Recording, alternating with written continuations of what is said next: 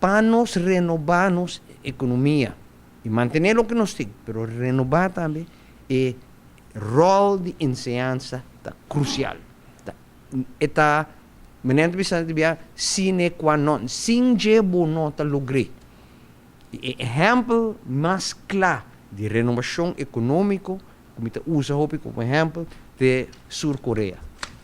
Na fim de guerra de anos 50 do século passado, Sul-Coreia estava um dos países mais pobres destruído de guerra.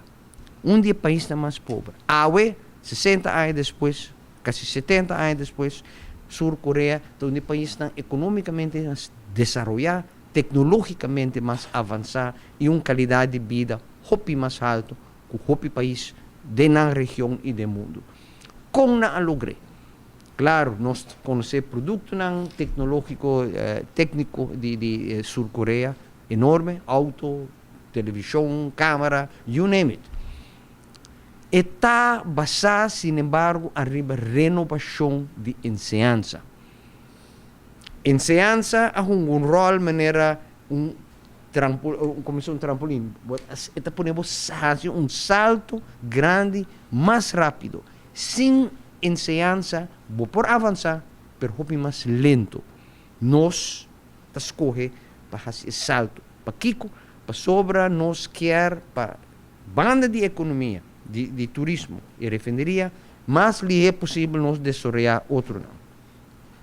Para nós lograr a renovação de enseñanza, nós mestre eliminar todo o obstáculo que nós enseñanza conhecer agora aqui. Obstáculo na maneira a trobe vos não bisa até trobe que da cinta.